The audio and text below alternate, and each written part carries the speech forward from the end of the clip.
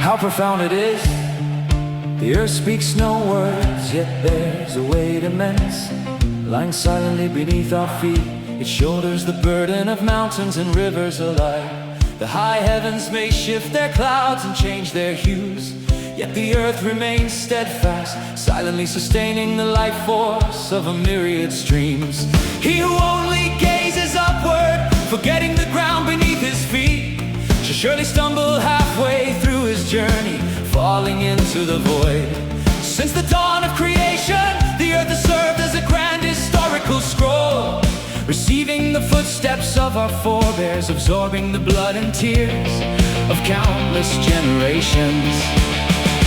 Here lie alluvial plains, nurturing gold and rice along the coast. There stand barren rocky hills, still preserving the footprints of man.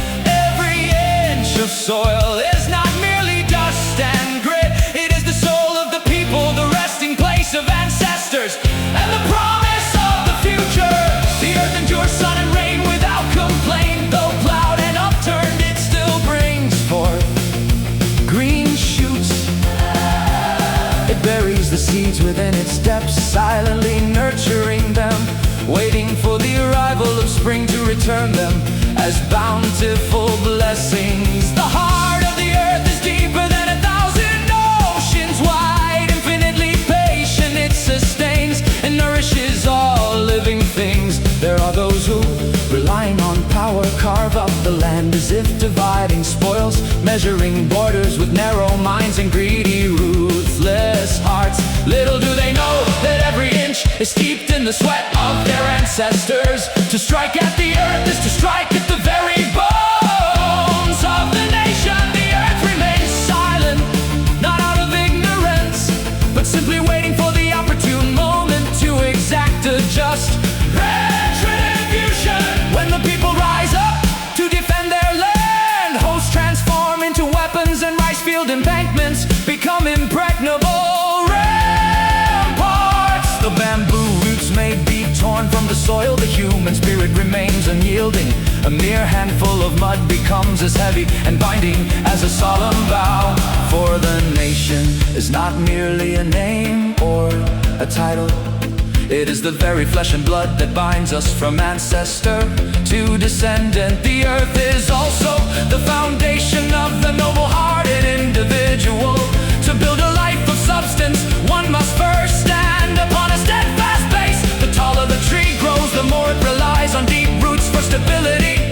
The grander the edifice, the more it depends on a firm foundation. To possess vast knowledge and great talent, yet forget the foundation of righteousness, is no different than building a palace of jade upon shifting sands. There are times when the fields lie parched and cracked, thirsting for water. The people bow their heads to the earth, sighing deeply in despair. Yet all it takes is a single timely shower, and the earth instantly blossoms with the fragrant scent of dawn. From the very cracks, tender shoots emerge with vigor, teaching humanity to place its faith in tomorrow.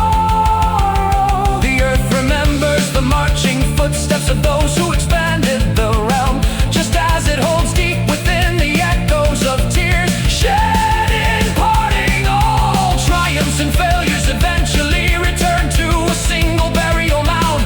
All fleeting fame and vanity dissolve beneath the humble grass. Only a heart that harmonizes with Mother Earth will remain fragrant and cherished by generations to come.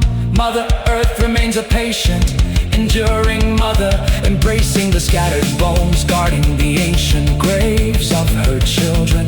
For those dwelling in distant lands, and their kiss upon a handful of soil is enough to make their hearts pound with the surging warmth of their blood.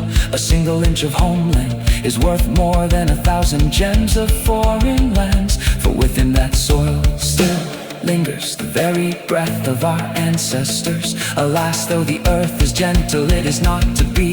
Trifle the wet when oppressed for too long, it too begins to tremble. Mountains may crumble and riverbanks may burst when the people's hearts ache too deeply. The earth itself rises up in fury. Thus, to govern a nation, one must first secure the foundation of the land. For only when the realm below is at peace can the realm above find harmony. As the tale draws to a close, gazing back at the horizon where the dust has settled, a lone buffalo returns home, and a wisp of kitchen smoke drifts upward. The ancient fields lie silent, yet they resonate with the weight of history.